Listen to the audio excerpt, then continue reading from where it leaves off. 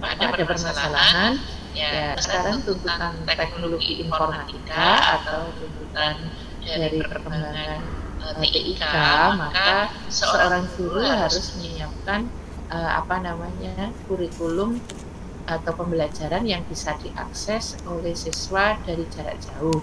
Maka darurat kemarin itu konsepnya adalah pembelajaran PJJ, pembelajaran jarak jauh. Sesudah pasca pandemi begitu, muncul konsep baru lagi, yaitu bahwa pembelajaran itu harus memenuhi semua kebutuhan peserta didik atau konsep yang namanya diferensiasi learning. Nah, dari konsep itu, maka di akhir 2021 pasca pandemi, kemudian di launching di 2022 ini semester gasal itu sudah diberlakukan kurikulum baru, bukan baru ya, sebenarnya revisi ya, dari kurikulum 2013 yang dinamakan kurikulum merdeka. Nah, itu di jenjang SMP baru diterapkan di kelas 7, di jenjang SMA baru diterapkan di kelas 10, kemudian di SD baru diterapkan di kelas 4. Nah, namanya kurikulum merdeka. Nah, apakah kurikulum 2013 ada kekurangan? Kok dijadikan alasan mengapa kurikulum itu harus diubah atau diperbaiki menjadi kurikulum merdeka? Ada nggak kira-kira kemarin pada saat teman-teman membahas kurikulum 2013? Apa kelemahan dari kurikulum 2013? Dibahas belum?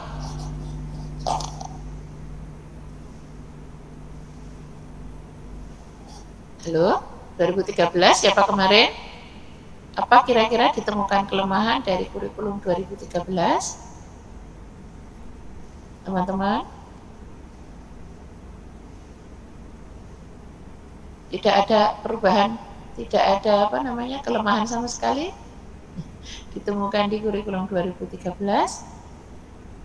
Ada Ibu kelemahan. Ada apa Mbak? Coba disebutkan dulu karena saya mau masuk ke sini harus didasari dari kelemahan yang ditemukan di kurikulum 2013. Coba disebutkan apa kelemahannya? Ya, baik Bu. Untuk kelemahan itu di kurikulum 2013 guru masih beranggapan bahwa kurikulum 2013 ini guru tidak perlu menjelaskan materi. Terus guru itu kurang kreatif. Terus, kenapa kurang kreatifnya? Kenapa kurang kreatifnya? Mungkin karena ini Bu yang tadi di poin yang pertama, guru ini masih beranggapan bahwa guru tidak perlu menjelaskan materi sehingga guru hanya diam dan kurang kreatif seperti itu Bu. Oh gitu. Ya, sebenarnya perlu nggak guru menjelaskan materi teman-teman di kurikulum 2013? Sebenarnya. Halo? Perlu nggak kira-kira? Perlu di bagian mana guru menjelaskan materinya? Halo, di bagian mana? Di bagian? Penguatan. Kan tadi ada penguatan. Penguatan itu di bagian kan tadi ada 5 sintak ya, 5 fase ya, bukan 5 fase, 5 istilahnya 5 tahapan ya dari scientific approach atau pendekatan ilmiah, yaitu mengamati. Siapa yang mengamati? Siapa yang melakukan pengamatan? Siswa. Pengamatan dilakukan siswa dalam rangka untuk apa? Untuk M kedua apa? Ya, M keduanya apa? Menanya. Nah, mengamati tadi dalam rangka untuk mengajukan pertanyaan. Pertanyaan apa? Pertanyaan permasalahan. Nah, pertanyaan itu akan dicari jawabannya oleh peserta didik sendiri melalui kegiatan yang disebut M ketiga. M ketiga apa?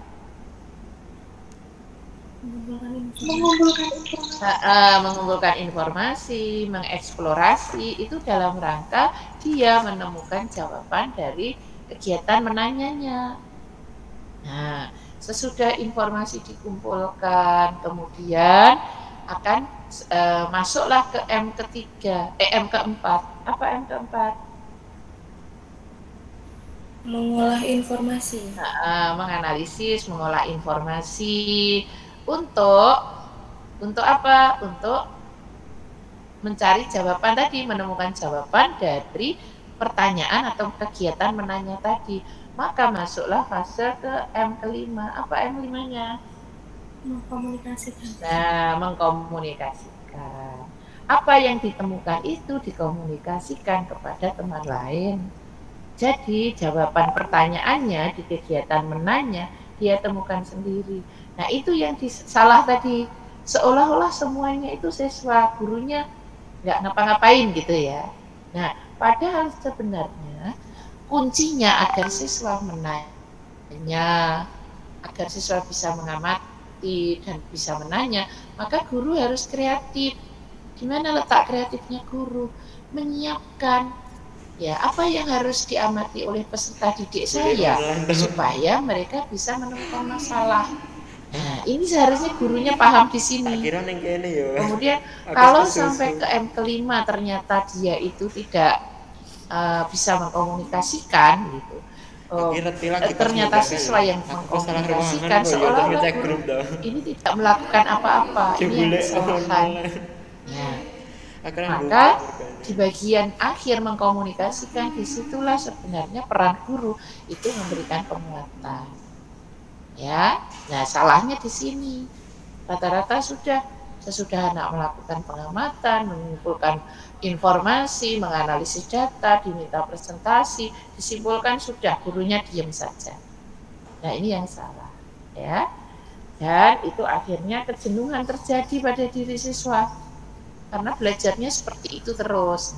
Akhirnya sekarang, padahal siswa di kelas itu gaya belajarnya berbeda-beda. Anak-anak teman-teman masih ingat? Gaya belajar itu kalau ada anak yang suka, gaya belajarnya itu senang melakukan sesuatu. Misalnya senang percobaan, senang melakukan kegiatan yang olah tangan atau hand-on. Itu kira-kira tipe gaya belajar apa? Kalau diajak percobaan di lab tuh seneng banget. Itu gaya belajar apa? Kinestetik, betul Mbak Marisa. Tapi kalau ada anak-anak yang senang sekali mengamati video, gambar, nah, itu gaya belajar apa? Audiovisual. Audiovisual ya. Ada yang senang auditif, membaca, kemudian mendengarkan teman lain gitu ya. Tapi ada juga yang memang senang kinestetik, ada yang visual, ada yang audiovisual. Sekarang kalau seperti itu terus 5M, 5M, 5M gitu ya. M-nya ketiga itu selalu percobaan, padahal M ketiga tidak selalu percobaan. Tergantung karakteristik materinya. Nah, maka anak-anak ada kejenuhan. Nah, maka dari kelemahan tadi disampaikan, maka perlu ada perbaikan. Nah, hal ini apakah dipahami oleh guru atau tidak? Begitu ya yang menjadi pertanyaan. Kalau nanti tidak dipahami, ya akhirnya perubahan itu juga akan seperti tahun-tahun sebelumnya. Ya. Jadi gurunya seperti CBSA juga tidak dipahami oleh guru gitu ya. Akhirnya anak itu hanya disuruh nulis, hanya disuruh mencatat, itu yang penting dia aktif. Itu dipahaminya salah. Untuk itu sekarang kita akan coba membahas kurikulum merdeka. Oke, nah, saya tampilkan dulu. Baru saya share. Oke. Sekarang kita coba share tentang konsep dasar kurikulum merdeka. Sudah nampak ya?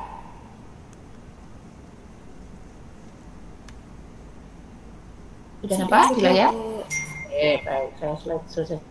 Coba mudah sinyalnya enggak. Link yang Bu Insi sampaikan di situ teman-teman bisa mengunduh beberapa materi ya.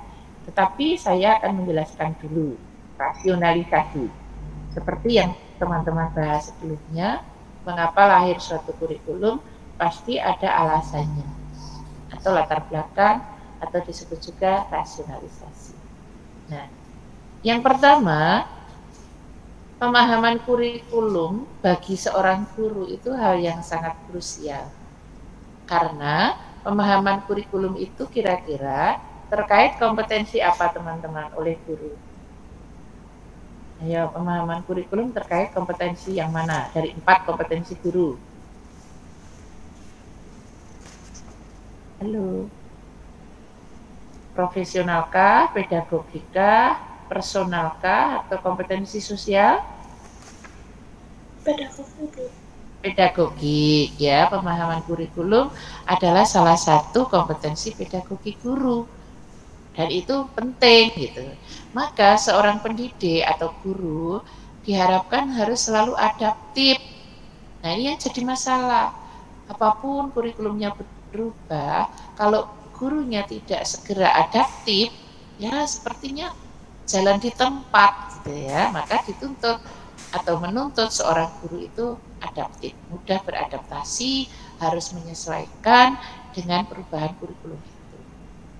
Nah, itu ya. Nah, akhir-akhir ini karena pembelajaran itu harapannya bisa memecahkan suatu permasalahan yang ditemukan siswa di dalam kehidupannya, maka pembelajaran berbasis proyek, metode case method atau metode kasus itu harus dilatihkan. Kenapa berbasis proyek dan case method atau metode kasus itu dikembangkan? Harus dilatihkan kepada siswa karena dua pendekatan ini melatih kemampuan berpikir dan kreativitas peserta didik. Nah, mengapa kreativitas dan kemampuan berpikir sangat penting di era sekarang ini? Ya karena memang menjadi tuntutan. Ya, anak-anak generasi muda sekarang itu dituntut mempunyai kemampuan berpikir tingkat tinggi, kemampuan berpikir kritis, kreatif, yang teman-teman kenal dengan kecakapan abad 21. 4C. Apa saja 4C coba? Porsi. Apa porsi? Yang merupakan bagian dari 21st century skill. Apa porsi coba? Porsi. Halo.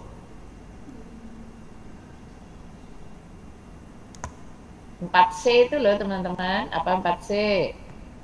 Baik, orang IPA harus. Satu apa Mbak?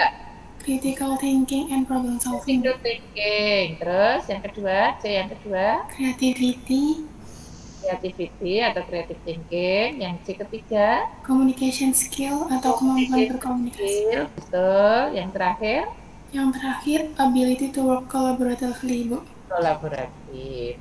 Ya, collaboration skill. Nah, itu sekarang ini seperti generasi seperti teman-teman itu dituntut 4 keterampilan itu, yaitu kritis, kreatif, sanggup bekerja sama atau berkolaborasi dengan orang lain, dan harus berani berkomunikasi, menyampaikan pendapat. Jadi kalau ditanya jangan diam saja, jangan takut salah, ya. Jadi harus latihan komunikasi, berkomunikasi. Nah, sekarang itu menjadi tuntutan. Selain itu, segitu ya, selain 4C tadi, sekarang itu dituntut adanya literasi baru. Bukan hanya literasi membaca, menulis, tetapi literasi new literasi. Ada literasi data. Nah, sekarang teman-teman harus bisa mengakses data secara global. Ada literasi teknologi. Ya, mengenal berbagai bentuk teknologi, utamanya teknologi yang didasari dari TIK. Kemudian literasi terhadap humanis, bagaimana hubungan manusia dengan manusia lain, itu harus dipahami supaya bisa berkolaborasi tadi.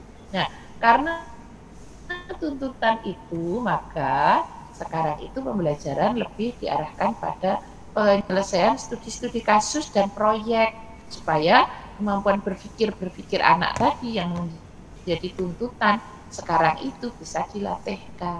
Nah, apakah kurikulum 2013 kemarin belum melatihkan? Kira-kira sudah atau belum teman-teman? Dengan pendekatan 5M itu apakah sebelum melatihkan keterampilan 4C tadi menurut teman-teman? Sudah atau belum? Belum terlalu, Ibu. Belum, sudah, tetapi memang belum optimal. Ya karena apa belum optimal? Ya tadi ya. Jadi harusnya pada saat berkomunikasi kan ada fase kelima ya, mengkomunikasikan. Nah, di situ betul-betul anak itu dilatih mengkomunikasikan temuannya itu. Nah, saya tanya dulu, saya ingat banget di strategi pembelajaran itu sudah dijelaskan komunikasi dalam pembelajaran itu ada dua. Ada yang masih ingat siapa? Ya, komunikasi dalam pembelajaran itu ada dua. Komunikasi apa dan apa? Contohnya begini. Kalau kita presentasikan, kita sampaikan dalam presentasi di depan kelas, kita sampaikan dalam seminar, itu namanya komunikasi apa? Verbal atau non verbal? Halo. Mas Anang? Coba Mas Anang, kalau kita sampaikan secara lisan dalam bentuk presentasi di kelas, anak-anak presentasi verbal itu ya. Terus kita menjadi pemakalah misalnya, itu namanya komunikasi verbal atau non verbal, Mas Ana? Verbal itu. Halo Mas Ana? Verbal ya, komunikasi langsung dengan ucapan dan lisan itu namanya verbal. Kalau komunikasi yang non verbal, tidak dengan ucapan, tidak dengan, kita cukup mengirimkan poster misalnya, atau anak-anak membuat laporan hasil praktikum, hasil percobaan, itu bentuk komunikasi juga, tapi komunikasi non verbal. Nah itulah, maka sekarang ini apakah kurikulum 2013 sebenarnya belum melatihkan itu? Sudah. Nah, cuman tadi ada sebagian besar guru yang belum segera adaptif. Bahkan sudah beranjak di Merdeka saja ada sekolah yang masih belum benar cara menggunakan pendekatan saintifiknya itu. Ya, berarti memang gurunya belum segera beradaptasi. Nah, terus sekarang nanti teman-teman memahami maknanya, saya kira ini materi pelatihan yang saya sampaikan ke guru juga kepada teman-teman. Nah, nanti teman-teman di pandemi kemarin ada kurikulum 2013, sekarang ini masih berlaku untuk kelas 8 dan kelas 9.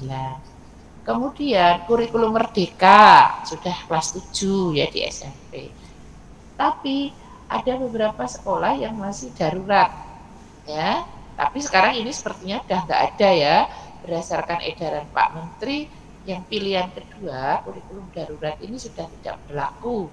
Kenapa? Karena semua sudah pembelajaran sudah luring untuk sekolah dasar ETK maupun sampai SMA ya. Kalau beberapa perguruan tinggi memang masih menggunakan aturan blended ya, mudah-mudahan begitu 2023 nanti betul-betul full sudah kembali normal. Nah, di perguruan tinggi kurikulum Merdeka Belajar Kampus Merdeka itu sudah sejak 2020. Di sekolah itu sudah 2021. Ya, tapi betul-betul dilaksanakan baru semester gasal 2020. Nah, ini. Sekarang yang pilihan kedua darurat ini sudah tidak ada. Ini ada pada saat dulu masih pandemi. Nah, kemudian ini tadi alasannya mengapa? Alasannya ini teman-teman, mengapa harus merdeka? Karena sekarang perkembangan teori belajar itu harus menekankan pada pembelajaran yang semakin humanis. Humanis itu apa sih maksudnya? Humanis itu pembelajaran yang memanusiakan manusia, ya, mempertimbangkan haknya peserta didik, mempertimbangkan berbagai gaya belajar mereka. Jadi guru tidak boleh memaksa semua anak harus mengikuti cara A. Nah, itu kalau metode yang sama untuk setiap kelas atau sumber belajar yang sama itu konon dianggap pembelajaran kurang humanis. Nah, namun Teorinya ideal, namun dalam pelaksanaannya seorang guru di Indonesia itu harus membelajarkan satu kelas dengan rombel belajar. Nah, pengennya semua guru itu humanis, melayani semua kebutuhan peserta didik. Namun karena jumlahnya yang sangat banyak, gitu ya, maka pembelajaran yang memanusiakan manusia itu pun belum maksimal. Ya, karena gurunya seorang diri. Sementara kalau dibandingkan di negara-negara maju, ya, dengan skor PISA yang tinggi seperti Singapura, seorang anak SD itu nggak ada yang kelasnya sampai 35 seperti di Indonesia. Di Jepang, ya, di New Zealand, Finlandia, itu siswa SD itu maksimum hanya sekitar 15. Itu pun gurunya tim teaching 2 orang.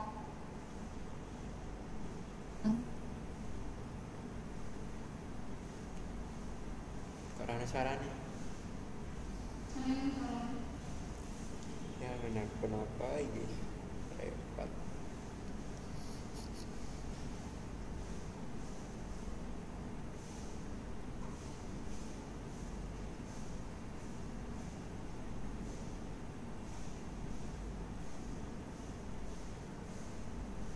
.0, ya, era industri 4.0 yang disebut dengan new literasi, ya, ada literasi data, literasi teknologi, literasi kemanusiaan atau humanisme. Nah, tuntutan yang ketiga yaitu bahwa sekarang anak belajar itu untuk kehidupan, learning for life, kan dia tahu maknanya. Saya belajar itu untuk apa? Kita tahu maknanya. Saya belajar itu untuk apa? Bukan seperti kewajiban saya belajar, ya, kewajiban saya sekolah, tapi dia paham belajar sekolah itu untuk apa? Ya, untuk kehidupan. Jadi kalau belajar IPA misalnya, itu harus sampai tahu maknanya. Mengapa anak-anak itu harus belajar tentang keanekaragaman tumbuhan misalnya? Maknanya untuk apa? Coba, saya ingin pendapat teman-teman ini. Kalau kita membelajarkan keanekaragaman atau biodiversity untuk tumbuhan, itu maknanya apa, teman-teman? Ya, apa? Siapa yang mau menjawab? Kalau kita bertanya ini, Mas, kok kita belajar keanekaragaman tumbuhan itu sebenarnya untuk apa sih, untuk kehidupan kita? Siapa yang mau berpendapat? Mbak Zulfi, silahkan Mbak Zulfi. Agar nantinya itu siswa di kehidupan yang selanjutnya itu bisa lebih menghargai dan memanfaatkan keberagaman dengan bijak dan baik. Ya, jadi harapannya dengan keanekaragaman itu dia akan peduli pada lingkungan, itu ya. Itu kalau dihubungkan dengan sikap kepedulian pada lingkungan atau sikap sosial, dia menghargai dengan keanekaragaman. Nah, kemudian kalau dihubungkan dengan fungsi kebermanfaatannya, itu tadi memunculkan sikap kebermanfaatannya dalam kehidupan, terutama keanekaragaman tumbuhan. Nah, coba, tumbuhan itu sebenarnya di dalam ekosistem berperan sebagai apa? Produsen. Nah, kalau dia menghargai keanekaragaman tumbuhan, maka dia menyadari bagaimana rantai makanan itu bisa tetap setimbang, ya, rantai makanan itu bisa tetap setimbang di dalam ekosistem. Nah, itu berarti dia makna. Kalau dikaitkan dengan pekerjaan misalnya, bidang kerja apa, teman-teman? Bidang kerja apa yang harus didasari dengan ilmu biodiversity, gitu? Bidang kerja apa misalnya? Profesi apa, teman-teman?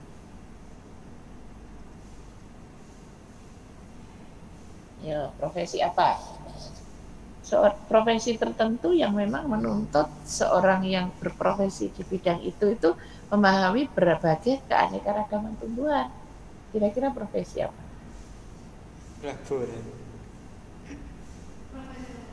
Laboran. Banyak ya.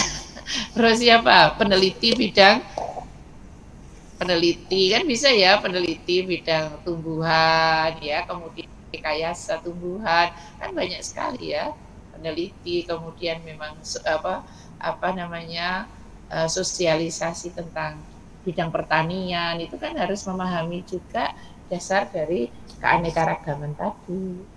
Karena setiap keanekaragaman tumbuhan itu hanya bisa hidup misalnya di suatu keadaan atau suatu keadaan geografis atau iklim tertentu. Nah, maka dia harus memahami itu pada saat memberikan penyuluhan di bidang pertanian, ya, musim tanam yang cocok. Nah, itu harus kenal dengan keanekaragaman. Itu yang dimaknai sebagai tadi bahwa pembelajaran sekarang itu menuntut anak itu mempunyai makna belajar untuk hidup, bukan karena tugas saya, kewajiban anak dibayar orang tua sekolah. Tapi mungkin sampai sekolah ya sudah memenuhi syaratnya saja, masuk kelas, pulang, selesai. Dia tidak mengambil makna setiap pembelajaran yang diikuti. Nah, itu ya yang ketiga. Yang keempat, sekarang adanya desentralisasi. Sekarang setiap daerah diberi kewenangan, tidak harus tergantung pada pusat, ya. Diberi kewenangan. Sekarang tidak ada konsep yang namanya ujian nasional, ya, dengan Merdeka ini. Supaya apa? Silahkan setiap daerah, setiap provinsi itu mempunyai kemampuan untuk mengelola pendidikan di daerah itu. Nah, yang paling penting yang dikenal oleh teman-teman, oleh Bapak Ibu itu adalah yang nama ini, kurikulum berdiferensiasi, yaitu kurikulum yang luas, fleksibel, ya, menguatkan jati diri bangsa Indonesia. Nah, menguatkan jati diri ini nanti dikenal dengan profil pelajar Pancasila, yang tadi juga sudah Bu Irsi share, ya, menguatkan jati diri serta luas. Luas itu metodenya pun mungkin ada pilihan, tidak hanya satu metode. Bahan ajarnya pun mungkin juga ada pilihan. Nah, itu luas. Nah, apakah guru kita sanggup? Nanti pelaksanaannya di lapangan, ya. Kemudian rasionalisasi yang keempat, Merdeka Belajar itu harus dihasilkan dari sekolah yang merdeka, ya, sekolah yang merdeka.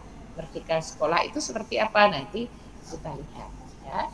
Jadi semua sekarang pengembangannya guru pun dikenalkan, Bapak Ibu gurunya dilatih dengan alur merdeka dalam proses pembelajaran.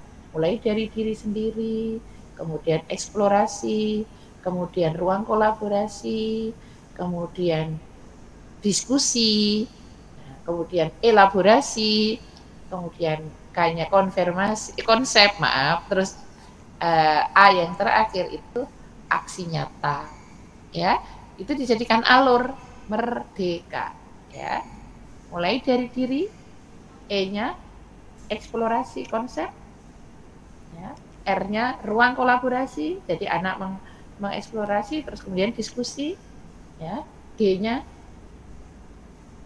diskusi, ruang kolaborasi, kemudian diskusi, kemudian E-nya elaborasi, K-nya itu konsep, memahami konsep, A terakhir aksi nyata sampai kepada aplikasinya.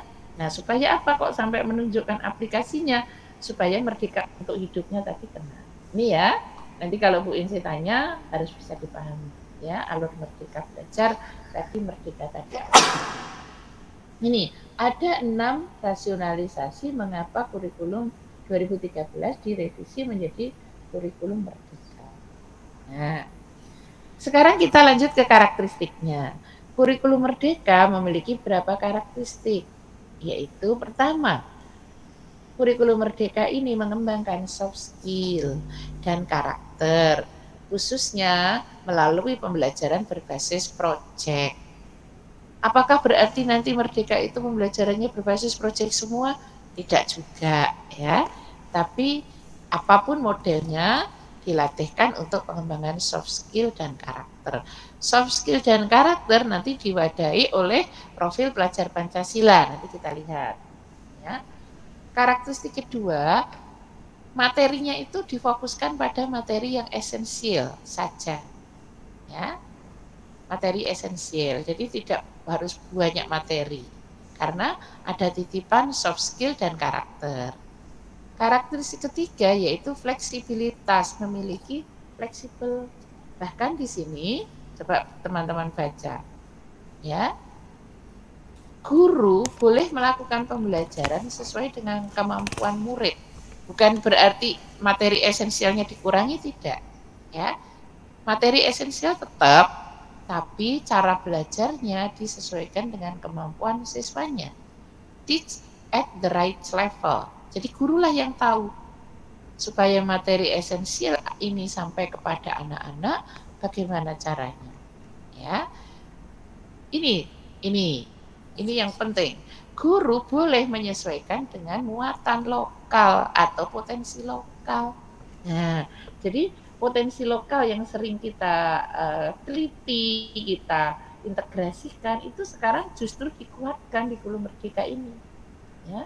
Jadi pembelajaran itu monggo silahkan diintegrasikan dengan potensi lokal. Misalnya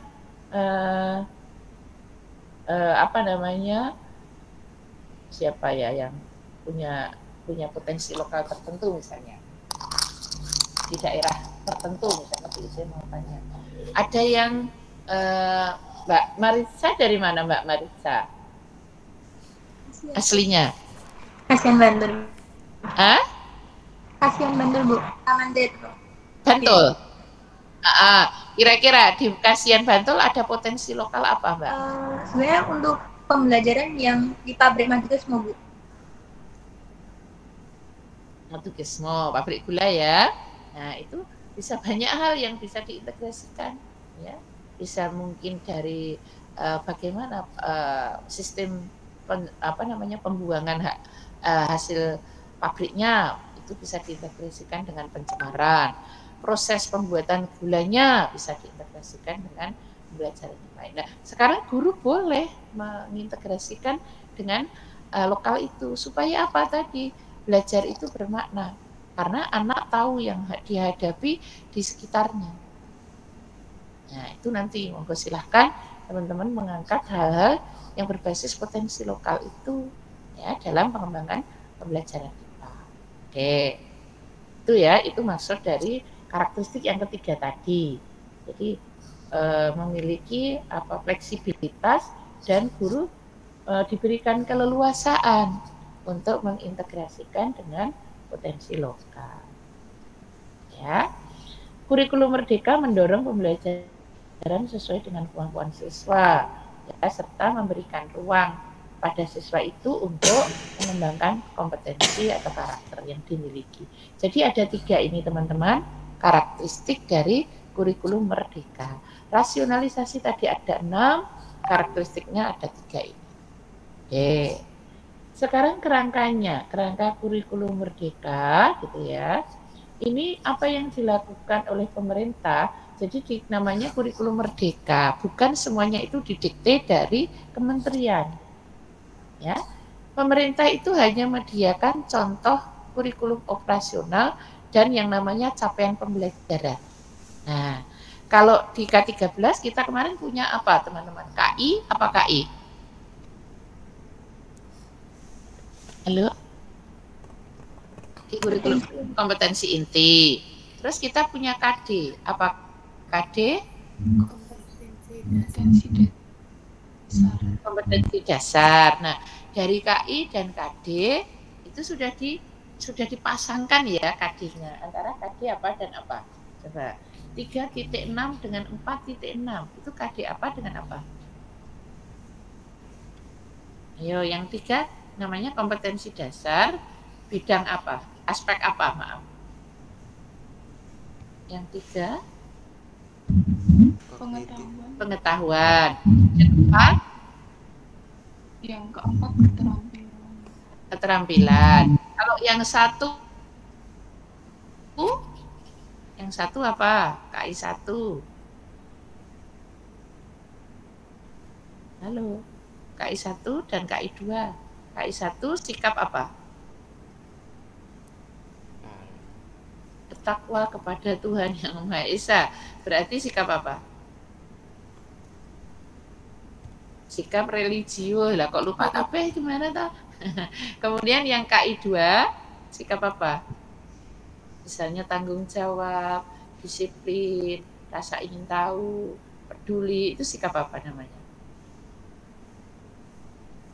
KI 1 sikap spiritual, KI 2 sikap apa teman-teman? Sosial, yang hubungan antar siswa, antar guru atau antar manusia. Ya, itu di kurikulum 2013 itu ada. Nah, di kurikulum Merdeka ini itu istilah yang disiapkan oleh pemerintah itu bukan lagi KI KD tapi namanya CP, capaian pembelajaran. Nah, itu ya. Nanti kita lihat seperti apa capaian pembelajaran untuk siswa SMP. Ya, Bu Isih. Yang CP belum saya kirim tadi ya, nanti kita lihat. Nah, kemudian yang disiapkan lagi oleh pemerintah tadi selain contoh kurikulum operasional itu dirinci menjadi CP tadi sudah Bu Isih sampaikan. Kemudian profil pelajar Pancasilanya itu disiapkan.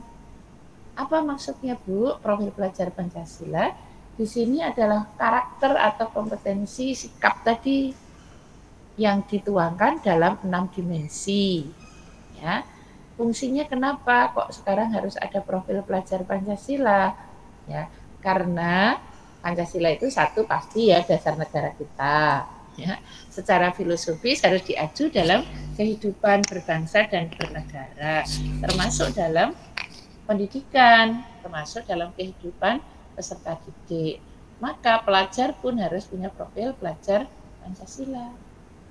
Kenapa? Karena ini menuntun arah, membantu peserta didik itu dalam kehidupannya. Ya. Terus CP tadi ditetapkan. Struktur kurikulum itu sudah ditentukan alokasi jam pembelajarannya saja ya oleh pemerintah. Kemudian prinsip pembelajaran dan asesmen. Prinsip pembelajarannya tidak lagi saintifik. Jadi apa tadi? Prinsip pembelajarannya adalah pembelajaran berdiferensiasi, pembelajaran dengan kefleksibelan yang lebih tinggi, ya, atau pembelajaran yang berbasis proyek atau metode kasus-kasus tertentu. Nah, asesmennya, kalau asesmennya sebenarnya tidak jauh berbeda dengan kurikulum 2013, yaitu asesmen autentik, ya, asesmen autentik. Ini sudah rambu-rambunya sudah ditetapkan oleh pemerintah 4 ini, ya. Nah, itu sehingga komponen kurikulum itu ada komponen kurikulum operasional, itu yang CP itu, kemudian nanti ada modul ajar atau perangkat ajar. Tidak ada lagi RPP namanya. Ya, nanti kita lihat. Nah, kemudian, nah ini bagaimana kompetensi atau karakter atau profil pelajar Pancasila itu dilatihkan itu melalui beberapa kegiatan. 1, dibudayakan di sekolah. Ya, jadi sekolah itu harus membangun budaya profil pelajar Pancasila tadi. Kalau di kelasnya dibelajarkan profil pelajar tapi budaya sekolahnya tidak mendukung, ya sama saja. Ya, maka di budaya sekolahnya harus mendukung. Terus yang kedua lewat kegiatan ekstrakurikuler.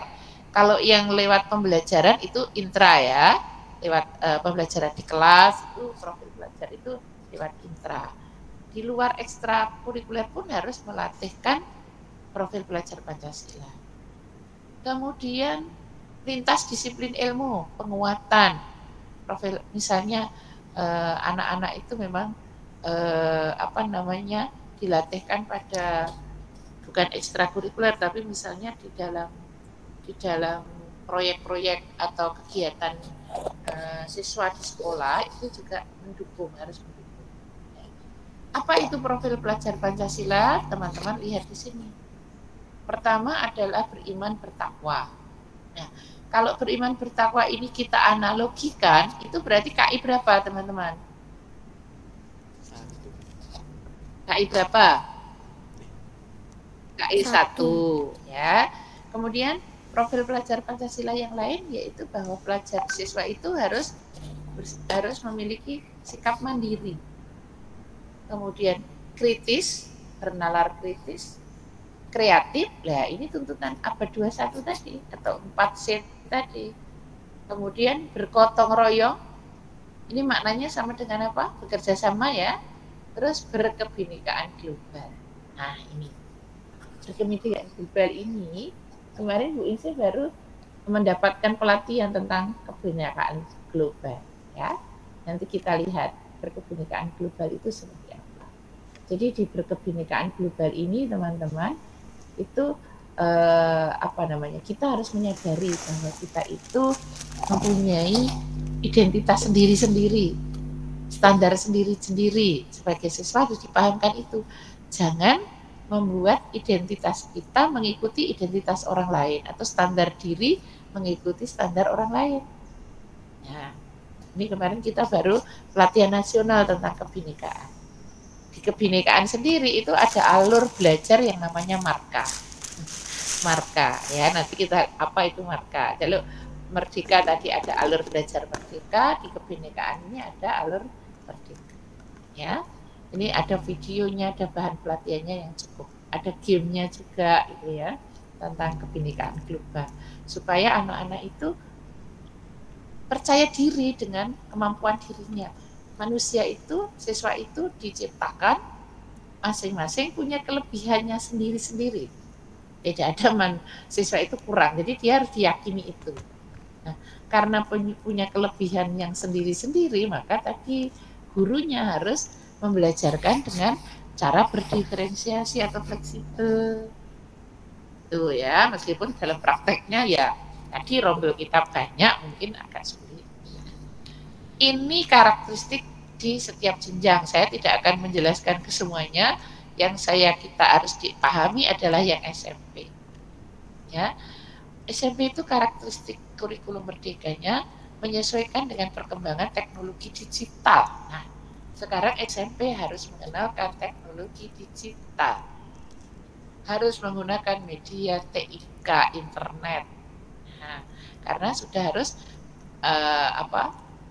perkembangan teknologi digital dikenalkan kepada peserta didik. Jadi kalau hari gini kok ada masih siswanya itu dilarang menggunakan Android untuk pembelajaran, ya berarti sekolah itu belum bisa beradaptasi. Sekarang itu boleh, tapi memang untuk pembelajaran. Jadi jangan ada larangan. Anak tidak boleh membawa Android SMP. Padahal Android itu digunakan untuk pembelajaran. Nah, itu berarti kebijakan sekolah tidak mendukung. Nah, itu ya. Kemudian panduan untuk guru informatika disiapkan untuk membantu guru awal, guru pemula ya, sehingga guru itu tidak harus berlatar belakang pendidikan informatika. Artinya apa? Guru itu memang harus sekarang menguasai bentuk-bentuk TIK. Misalnya apa? Sekarang teman-teman mengenal yang namanya ada live worksheet, Canva, Flipbook, gitu ya. Nah, itu software itu harus dikenali oleh teman-teman calon guru di era sekarang ini.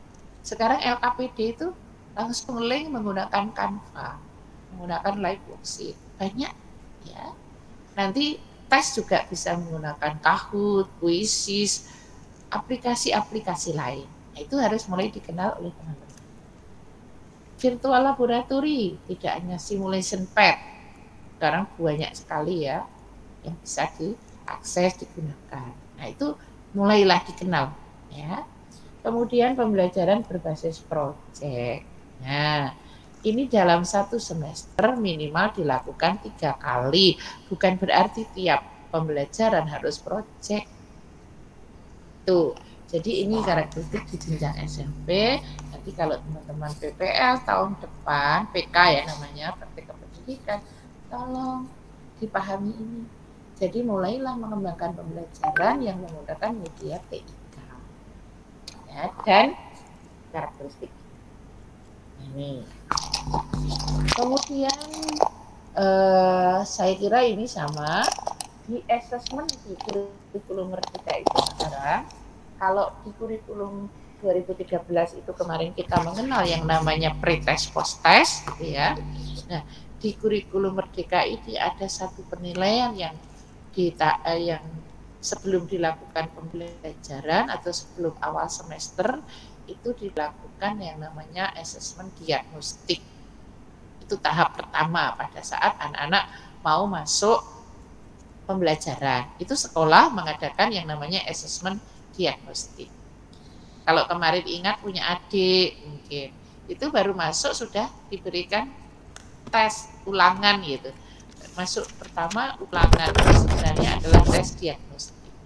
Di jenjang SD sudah, SMP juga sudah. Ya, itu asesmen. Nah, kemudian perencanaannya gitu ya. Yang paling penting yang Bu Insi jelaskan ini, menempatkan peserta didik sebagai pusat utama pembelajaran. Maaf, ini kurang P ya. Dengan filosofi Ki Hajar Dewantara. Ayo, ada yang ingat filosofi Ki Hajar Dewantara? Siapa? Ya, orang pendidikan harus ingat. Ayo, filosofi Ki Hajar Dewantara? Ada 3? Halo, Ngarso? Suntulodo. Ikmatyo? Tangan Karso? Tuturi? Handayani. Nah, itu filosofinya. Jadi anak itu dilatih Ngarso Suntulodo, Ikmatyo Bangun Karso, Tuturi Handayani. Supaya apa? Dia memiliki jiwa kepemimpinan, jiwa kemandirian. Atau istilah sekarang banyak berkembang ya. Selain itu ada tringo. Ngerok, tringo, bahasa Jawa ya teman-teman. Ngo pertama itu apa? Ayo, ngeroso dulu, terus apa? Ngerti dulu, maaf, ngerti dulu, ngoki ngerti, ngeroso, ngelakoni. Nah, dia paham dulu, ya, dipahami dulu. Kemudian sesudah itu diinternalisasi di dalam dirinya. Maka sesudah ngerti dirasake ngeroso. Sesudah itu diimplementasikan, dilakoni. Nah, itu semuanya juga ajaran Ki Hajar Dewantara. Tringo, Tuturi Handayani tadi ya, Ngarso Suntulodo itu ajaran itu kembali diterapkan kembali di dalam pendidikan. Nah, itu ya, itu ajaran Ki Hajar Dewantara yang sampai sekarang memang masih sangat terkenal, dan itu sebenarnya muter pola pendidikan di Indonesia itu kembali lagi ke filosofi Ki Hajar Dewantara. Kemudian selain asesmen diagnostik, pada saat proses pembelajaran nanti guru tetap sama melakukan asesmen formatif. Ini dilakukan selama proses pembelajaran. Menilai keaktifannya, menilai kinerja siswa saat percobaan, menilai kinerja siswa saat presentasi. Nah, kemudian di akhir tetap ada asesmen sumatif. Ya, jadi itu yang asesmen awal itu namanya diagnostik, selama pembelajaran namanya formatif, sesudah pembelajaran dilakukan asesmen sumatif. Ya, perencanaannya tadi harus berpusat pada peserta didik, menerapkan ajaran Ki Hajar Dewantara. Ki Hajar Dewantara, bahasa Jawa ya. itu tentang rencana implementasi dari pembelajaran. Nah, sekarang kita ini dalam mengembangkan perangkat, nanti teman-teman PK ya, praktek kependidikan, tidak lagi menyusun RPP, tapi menyusun yang namanya perangkat ajar atau modul ajar. Nah, ada 2 langkah ini dalam menyusun perangkat ajar. Pertama, teman-teman pahami dulu capaian pembelajaran yang sudah ditetapkan oleh pemerintah. Capaian pembelajaran itu ada 2, yaitu konten dan proses. Oke, saya mau langsung lari ke capaian pembelajaran. Nah ini, sudah nampak? Maaf. Sudah nampak? Capaian pembelajaran IPA SMP MTS paket program paket B. Nah, di sini bagian A ada rasionalisasi mata pelajaran IPA. Pentingnya pelajaran IPA apa? Saya nggak akan jelaskan. Seorang IPA mesti ngerti pentingnya sesuai hakikat IPA ya. Oke. Terus tujuan ini juga saya kira tidak perlu. Pembelajaran IPA itu mempunyai beberapa tujuan, nanti dibaca sendiri. 1 sampai dengan 5. Karakteristik pembelajaran IPA, karakteristik mata pelajaran IPA. Ya, ada a body of knowledge, a way of thinking, way of investigating, baca sendiri. Nah, elemen pembelajaran IPA itu ada pemahaman. Tadi elemen pertama itu pemahaman, ya. Kemudian ada elemen berikutnya yaitu keterampilan proses. Nah, jadi sekarang keterampilan proses itu menjadi penekanan kembali di kurikulum Merdeka. Nah, karena dua elemen itu, maka nanti teman-teman melihat CP-nya juga harus melihat dari dua elemen itu, elemen konten dan elemen proses. Kita lihat ya di D ya, capaian pembelajaran mapel IPA. Untuk paket B, fase kita itu namanya fase D, teman-teman. Ya, kalau di SMP itu fase D, SMA nanti fase E. Oke, ya. Kalau SD fase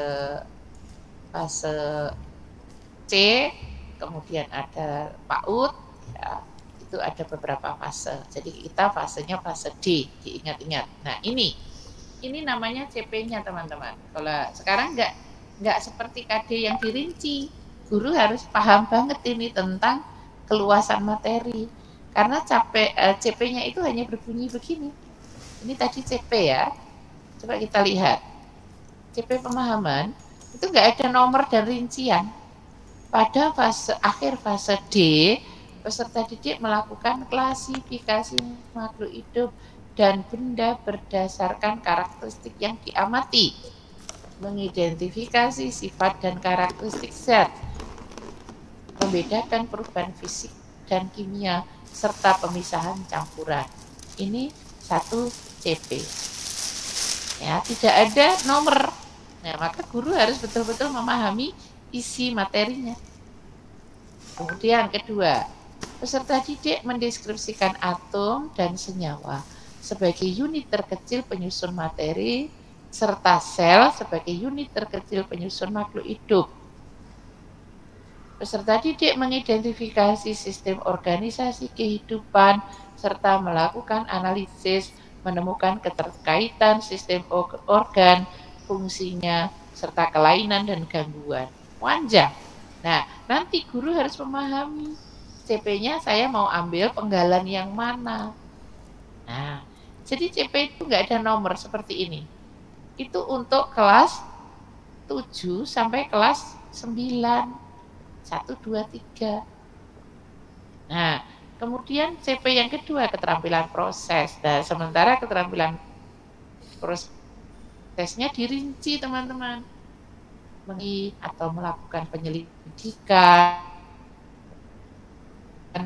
Saya kira kalau keterampilan proses sudah belajar semua ya di semester 2. Keterampilan proses ada apa saja? Ada yang ingat? Dulu dibagi menjadi 2. Yuk.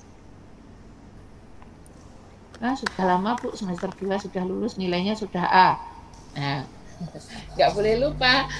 Orang IPA harus kenal yang namanya keterampilan proses. Ada yang masih ingat? Dulu Bu saya memberikan bagan ya. Sains proses skill ada 2. Yo, siapa yang masih ingat? Halo, lupa semuanya. Yang bagian pertama itu misalnya mengamati, memprediksi, mengukur. Kemudian yang bagian ada membuat hipotesis, merancang percobaan. menentukan variabel. Ada ya? Ya ora aku lho. Siapa aku? Mbak? Mbak? Halo Mbak? Keterampilan proses dasar dan yang kedua terintegrasi atau keterampilan proses lanjut gitu ya. Harus diingat loh itu, jangan dilupakan. Ya, karena nilainya sudah A terus dilupakan. Ya, dilupakan seneng ora ngapal. Ya, jadi saya akan memilih keterampilan proses yang mana ya yang cocok. Nah, kalau mereka nanti akan presentasi berarti saya ambil mengkomunikasikan hasil. Nah, kalau dia itu nanti melakukan pengamatan, percobaan, akan ada keterampilan menganalisis data. Kemudian ada keterampilan mengamati. Nah, silahkan. Ini satu guru dengan guru lain tidak harus sama. Namanya merdeka kok, ya, mengambil keterampilan proses yang mau dilatihkan disesuaikan dengan kegiatan. Nah, ini nanti teman-teman sudah bekerja dengan capaian pembelajaran ini. Ini sebagai pengganti KD kalau di kurikulum 2013 ya, pengganti kurikulum kompetensi dasar. K13 KD. Ini namanya capaian pembelajaran, konten dan keterampilan. Tuh. Itu CP-nya. Nanti bisa kirim nih ya, atau teman-teman download aja, sekarang sudah ada ya lampiran dari Permen tentang capaian pembelajaran IPA. Oke, saya kembali ke sini. Nah, ini tadi capaiannya ada konten dan ada keterampilan proses. Terus garis besar menyusun pembelajarannya seperti apa? Kalau dulu kita belajar ada analisis kurikulum gitu ya, analisis materi, kemudian menyusun RPP, menyusun LKPD gitu ya. Nah, sekarang alurnya ini kita pahami dulu CP yang akan kita pelajarkan pada peserta didik. Apa ya CP saya? Sesudah CP-nya ini diambil, diturunkan menjadi tujuan pembelajaran. Nah, sesudah tujuan pembelajaran disusun semua, dibuatlah alur tujuan pembelajaran atau namanya ATP, CP, TP, ATP. Nah, barulah terakhir merancang pembelajaran yang dinamakan modul ajar. Modul ajar ini kalau dulu analogi dengan RPP, ya. Ya, kalau dulu ada KD, ada indikator gitu ya teman-teman. Kemudian merancang perangkat. Kalau sekarang CP dibuat TP tujuan, disusun alurnya, urutannya, baru dibuatlah modul ajar. Ini tahapan pengembangan perancangan pembelajaran untuk kurikulum merdeka. Nah, oke, capaian tadi yang Bu Insi share tadi itu salinan dari keputusan Kepala Badan Standar Kurikulum tahun 2002 ya, tentang perubahan keputusan tentang CP yang tadi saya share. Ini ada SK-nya. Nah, CP merupakan, saya slide dulu. Nah, CP merupakan kompetensi pembelajaran yang harus dicapai peserta didik, seperti tadi kita analogikan dengan KD. Ya, mulai dari fase fondasi PAUD, pendidikan dasar dan menengah, disusun setiap mapel. Ya, ini CP. Jadi makanya di IPA ada sendiri, bahasa Indonesia nanti ada CP sendiri, mapel lain juga ada CP sendiri. Nah, ini. Nah, CP tadi kok nggak rinci ya Bu? Kok terlalu banyak? Ya, karena memang merdeka gitu ya. Jadi CP itu menggunakan kerangka kerja yang namanya understanding by design. Kerangka kerja dengan fokus pada proses, ya, bukan hanya hasil, karena hasilnya tadi ditekankan hanya materi esensial saja. Nah, itu. Nah, proses perencanaan CP dan strategi pencapaian CP menggunakan kerangka understanding by design tadi, itu apa maksudnya? Pengajaran atau pembelajaran dan assessment itu membangun pemahaman tetap, ya. Kemudian kemampuan learning transfer, mengimplementasikan itu yang paling penting. Ya, tidak hanya dipahami tapi sampai diterapkan. Ya. Kemudian merancang kurikulum terbalik mulai dari tujuan mulai dari tujuan akhirnya didahulukan karena tujuannya. Jadi di sini identify desired result, determine acceptable evidence, plan learning experience and instruction. Nah, jadi tahapannya menggunakan tahapan terbalik.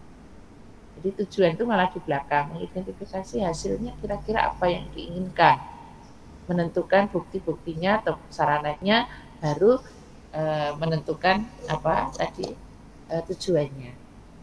Jadi terbalik. Nah, ini saya tidak akan menjelaskan. Pak Ud tadi TKB ya, SD itu A, B, C, SD yang kelas 1, 2 itu A, ternyata Pak Ud belum ada jenjang ya, kode jenjangnya itu belum ada, namanya fase pondasi gitu. Kalau SD 1, 2A, 3, 4B, 5, 6C, SMP D tadi 7, 9, SMA itu E kelas 10 dan F kelas 11, 12. Jadi sekarang jenjang itu tidak ada kelas 10, kelas 11, tapi ada kelas jenjang F, jenjang E untuk SMA, jenjang D SMP, A, B, C untuk SD. Itu.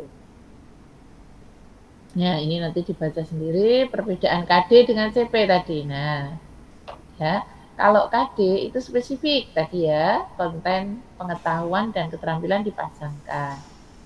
Nah, kemudian kecakapan di kompetensi dasar itu generik antar mata pelajaran. Ya, misalnya bahasa Indonesia itu KD-nya kompetensinya menyimak, membaca, menuliskan. Nah, bahasa Inggris sama, berbicara, listening, ya. Kemudian ada writing, menulis, ya.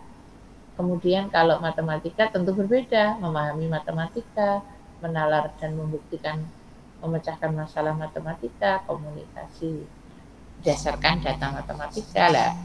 IPA, fisika itu pemahaman fisika, keterampilan proses tadi. Nah, karakteristiknya kita memang keterampilan proses. Kalau yang bahasa Indonesia memang membaca, menulis, menyimak dan seterusnya. Jadi tidak ikut-ikutan dengan CP-nya orang lain karena memang belum sudah disesuaikan. Ya, itu. Nah, ini. Nah, alur materi nanti kita lihat di sini. Ya, kita langsung menyusun tujuan pembelajaran.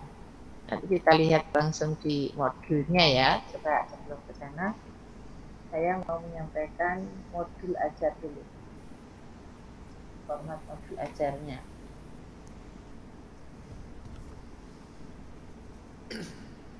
Modul ajar.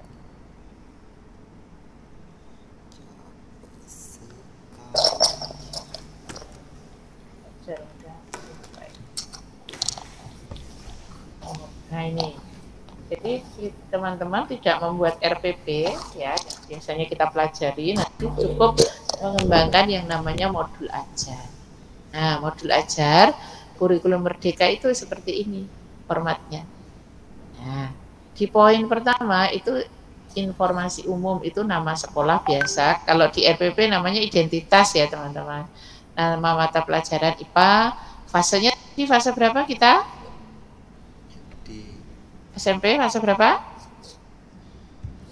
Fase D. Fase D ya. Kelasnya sama, kelas 7 atau kelas 8 atau kelas 9.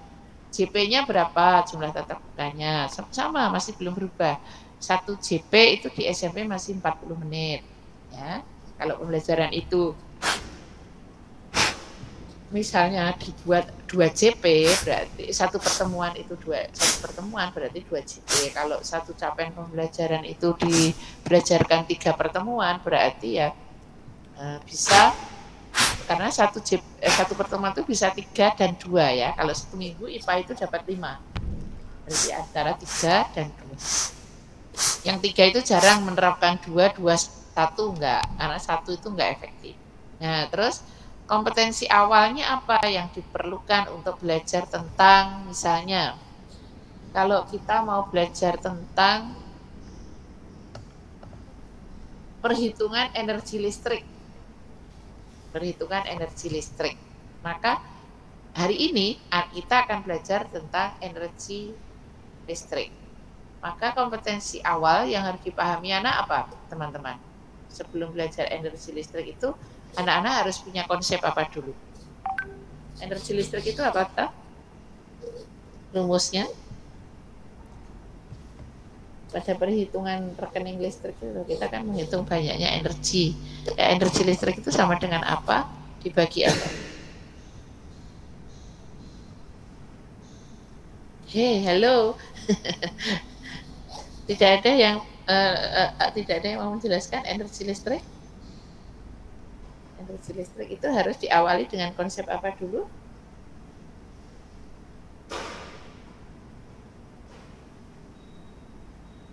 Yes, pada diam ya tak tunggu, monggo. Energi listrik masuk nggak kelingan. Energi listrik di besarnya sama dengan apa?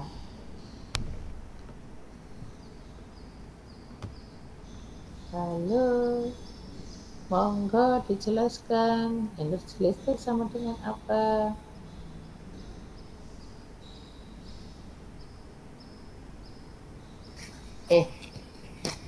Teman-teman nggak ada yang ingat energi listrik sama dengan apa, dibagi apa? Saya panjang. Kita mengenalkan listrik dinamis itu mulai dari hukum Ohm. Kalau hukum Ohm teman-teman tahu hubungan antara apa dan apa? Tak tunjuk sekarang. Mbak Mufita Sari. Mbak Mufita ingat hukum Ohm? Halo Mbak Mufita. Apa Mbak hukum Ohm? Hubungan antara besaran apa dan apa? Kakiku remuk-remuk kayak kan. Penghantar itu berbanding lurus dengan arus listrik. Berarti variabelnya ada apa saja Mbak Mufita? Arus, terus apa? Hukum Ohm itu B sama dengan Tegangan. beda potensial atau tegangan, arus, dan satu lagi R-nya itu R apa R? Tapi kira sih Mbak. Hambatan Ibu. Hambatan. Berarti Mbak Restu dirumuskan apa Mbak? V sama dengan apa Mbak Restu? V sama dengan I dikali R. I R ya, atau RI. V sama dengan arus kali hambatan. Itu untuk mengukur beda potensial. Nah, sesudah beda potensial, kita mengenal konsep yang namanya daya listrik. Kalau daya listrik apa? Yo, daya listrik atau P, power. P sama dengan apa? V dibagi T. V kali I atau W bagi T. V kali I, itu V kali I dulu ya. Hasil perkalian dari beda potensial atau tegangan dan arus. Itu mengenal daya. Nah, dari daya kita mengenal energi listrik. Energi listrik itu apa toh? Halo? Kalau energi listrik sama dengan apa? Tadi disebutkan Mbak Restu tadi. Disimbolkan dengan W. W sama dengan apa Mbak Restu? Energi listrik. W sama dengan V kali I kali R. T. T Bu. V kali I kali T. T-nya itu apa? T waktu. T-nya waktu. Sementara V kali I tadi sama dengan apa? V kali I. Daya. P. Daya. Berarti energi sama dengan apa Mbak Nur? W sama dengan P. P sama kali dengan P dikali T. Nah, itu yang Bu Inse maksud tadi. Sehingga kompetensi awal anak sebelum belajar tentang energi listrik gitu ya, itu harus paham konsep apa tadi? Coba saya diulangi lagi. Konsep apa saja tadi? Ini loh, tak share lagi ya. Om. Gitu ya. Tak share lagi. Jadi, ini tadi di sini, maaf. Nah, ini kompetensi awal karena kita mau belajarkan materi di energi listrik, maka ya. Terus di dalamnya ada konsep apa saja, ada daya listrik dan ada energi listrik. Nah, karena kita hari ini akan belajar tentang misalnya energi listrik tadi. Nah, terus kemudian yang kedua, profil pelajar Pancasilanya apa? Nah, profil pelajar Pancasila itu nanti kita pilih dari mana? Dari sini. Nah, saya masuk dulu ke profil pelajar Pancasila. Mana tadi?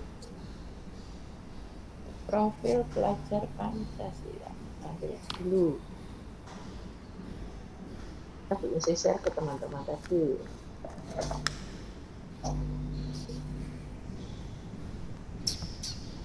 Profil pelajar Pancasila. Ya, kita isi apa sih profil pelajar Pancasila itu? Kita langsung ke sini saja. Nanti yang lain dibaca teman-teman sendiri. Saya langsung ke gambar ini. Oke, bentar. Nah, inilah profil pelajar Pancasila yang ditetapkan oleh pemerintah tadi.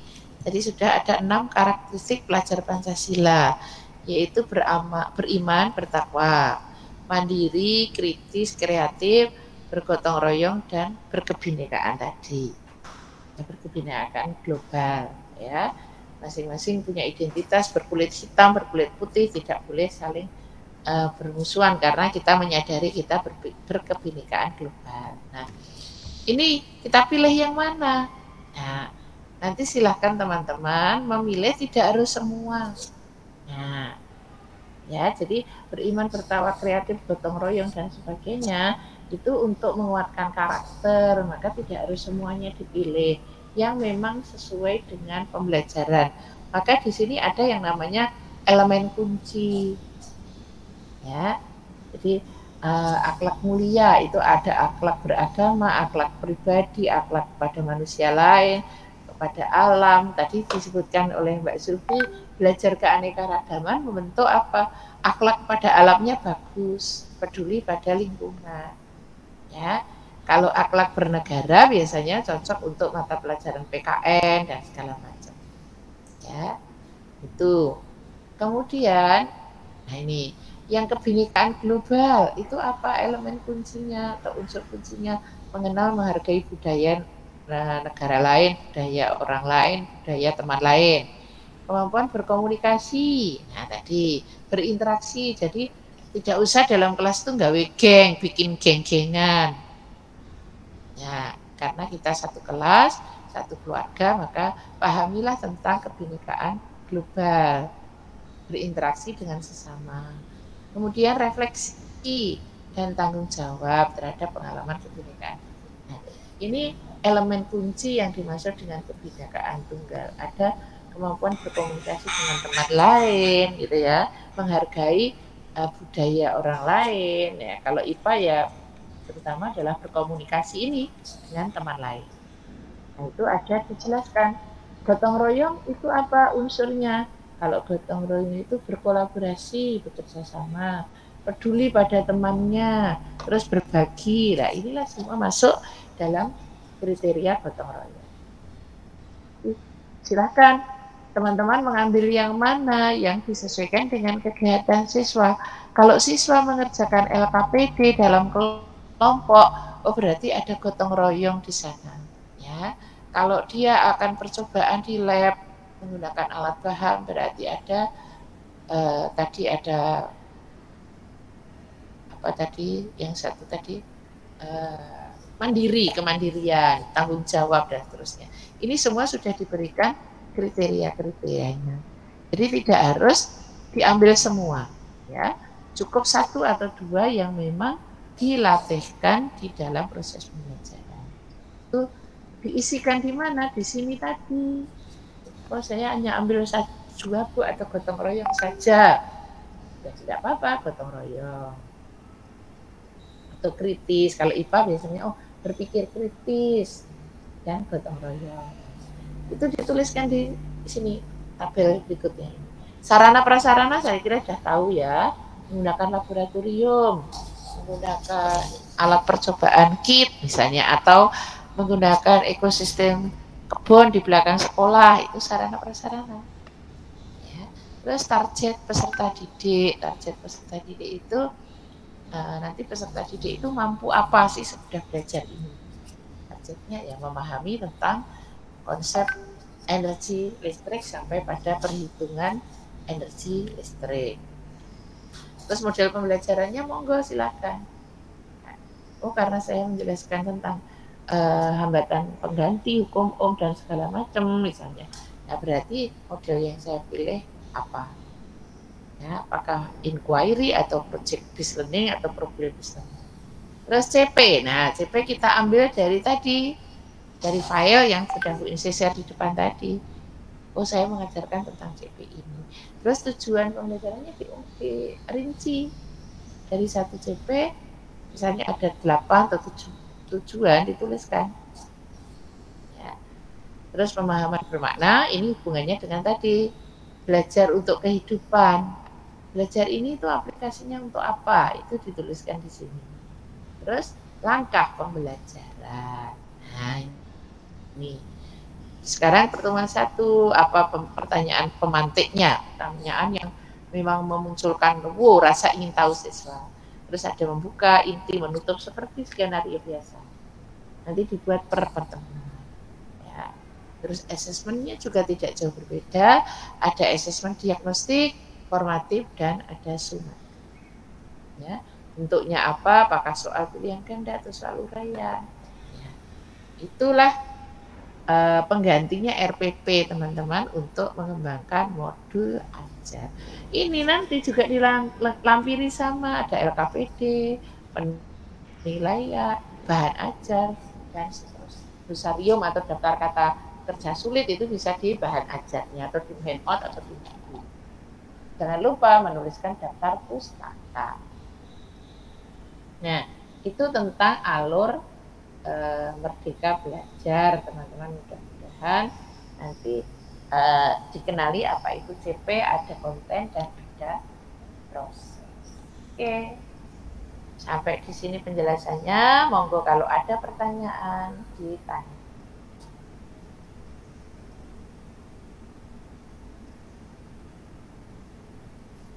Monggo. Halo. Ya, Mbak Amalia, silahkan. Bu, saya izin bertanya, kan kalau di mata kuliah kajian IPA itu ada membuat RPP gitu kan Bu, sedangkan kemungkinan besok kalau kita menjadi guru itu bikinnya ke CP gitu, masukin ke kurikulum Merdeka. Nah itu tuh sebenarnya itu efektif nggak Bu kalau disuruh bikin RPP gitu? Ya baik, Mbak Amalia bisa berkomunikasi dengan Bapak Ibu dosennya. Bu sekarang itu sudah kurikulum Merdeka. Nah, apakah tidak sebaiknya kita latihan mengembangkan modul ajar? Usul saya kira boleh. Nanti Bapak Ibu dosennya akan menyesuaikan. Karena kalau teman-teman PK besok tahun depan, itu kemungkinan yang sudah menerapkan kurikulum Merdeka tidak hanya kelas 7, udah kelas 8 juga. Nah, mungkin sudah memang sepenuhnya kurikulum Merdeka, maka nggak apa-apa diusulkan. Nanti saya bantu. Di mata kuliah apa Mbak Amalia? Kemarin sih Bu, di kajian IPA. Sekarang berjalan atau yang sudah lalu? Sudah lalu Bu, Oh, sudah selesai. Kalau sudah lalu, semester yang lalu toh? Semester ini juga ada Bu, tapi kemarin baru minggu kemarin bikin RPP, 2 minggu kemarin. Oh, kenapa nggak usul? Soalnya saya takut Bu. Oh, sudah tidak ada lagi tugas mengembangkan perangkat.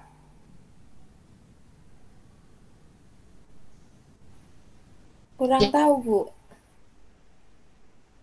Dan kurikulum dikenalkan, kemudian mata kuliah lain disesuaikan teaching semester depan itu sudah menerapkan modul ajar, bukan lagi RPP. Gak apa-apa, nanti Bu Insi bantu supaya diingatkan kepada Bapak Ibu dosen. Mungkin lupa bahwa silabusnya harus ada penyesuaian. Timnya siapa Mbak? Dosennya? Nggak apa-apa, saya ingatkan. Halo? Kemarin sama Bu Dita. Bu Dita sama siapa? Kurang tahu Bu, tapi untuk yang masuk kelas Bu Dita. Oh gitu, timnya Bu Dita. Oke, nggak apa-apa, nanti diberi kesempatan, biar diberi kesempatan. Saya ingatkan.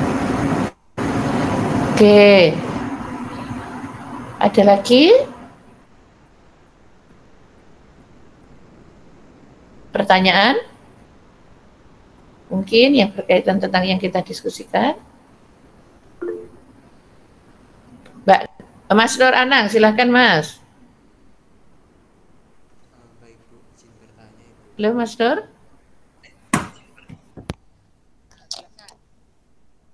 Ibu, apakah suara saya dapat terakses? Halo, monggo. Dapat Mas, monggo. Nah, gini Ibu, tadi kan materi yang diajarkan. Halo yang Mas, finansial kok hilang itu- mana suaranya? Nah, sudah. Ya, yang materi yang esensial kan tidak banyak, boleh tidak langsung diajarkan semua. Nah, itu tuh tapi Bu, kalau kita lihat di buku Merdeka yang kelas 7 itu kok Putus-putus ya? banyak beberapa materi itu digabung ya Bu. Kayak dulu kan kalau di K13 itu hanya suhu dan pemuaian. Nah, kalau sekarang itu malah suhu, kalor, dan Tidak pemuaian. semua. Itu kan malah semakin banyak gitu. Gitu Bu. Itu bagaimana gitu? Oke, jadi yang dimaksud materi gimana? Pertanyaannya gimana?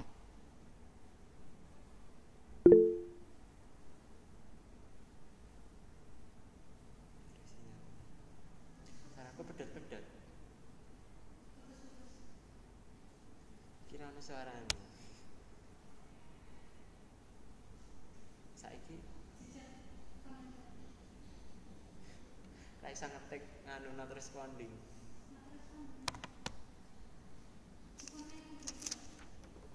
Sama-sama ya? Juga di forum chat saja. Halo?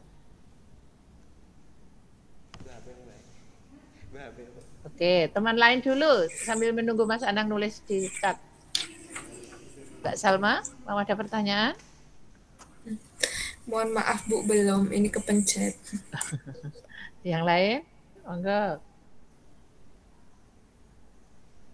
Saya Ibu. Ya, silahkan. Silahkan Mbak Marisa. Ya. Untuk tadi Bu Insu tadi kan kalau besok mungkin micro teaching yang semester selanjutnya itu kan bisa menggunakan Merdeka Belajar. Nah, itu apakah dari kita micro teachingnya misalnya pakai bahan ajarnya itu harus print out atau boleh pakai yang misalnya ELKPD gitu nggak Bu? Oh, sangat boleh. Sangat boleh. Sekarang hampir hampir semua bahan ajar ya, misalnya LKPD, penilaian, kemudian bahan ajar itu teman-teman buat dalam bentuk elektronik handout, elektronik LKPD, itu sangat memungkinkan. Ya, di Jogja terutama itu sudah sangat mendukung untuk anak belajar menggunakan teknologi informatika. Ya, gurunya saja kemarin sudah kita undang di UNY untuk diadakan pelatihan tentang bagaimana mengembangkan live worksheet, bagaimana menggunakan Canva, itu sudah kita latih. Jadi memungkinkan sekali dan memang harus dituntut seperti itu Mbak Marisa. Itu.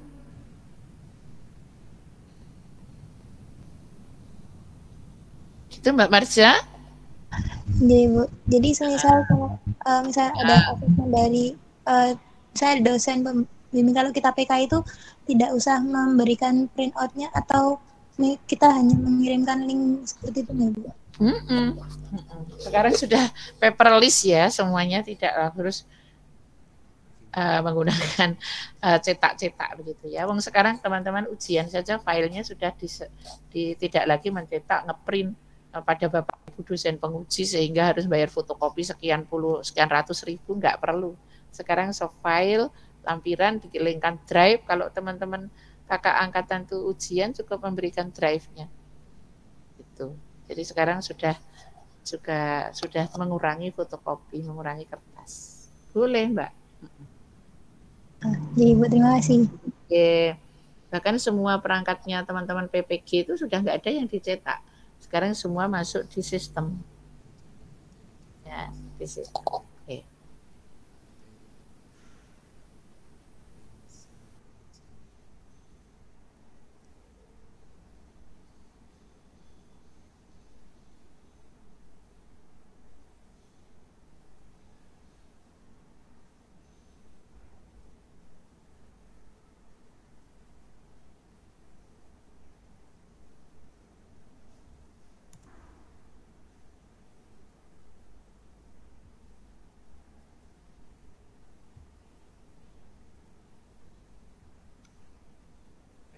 Diuruki ngono metu aku.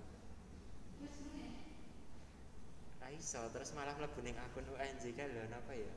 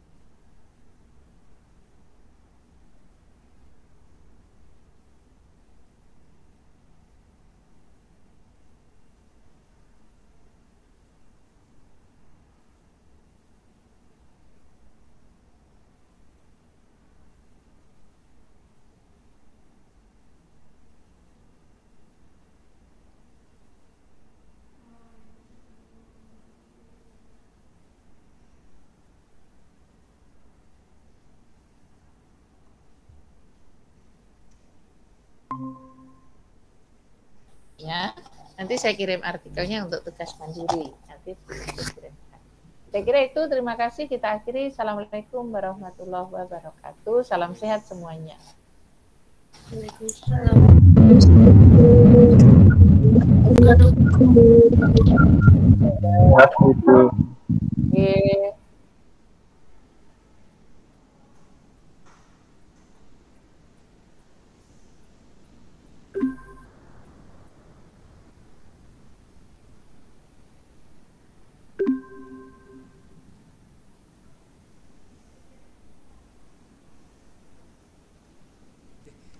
Metu aku metu.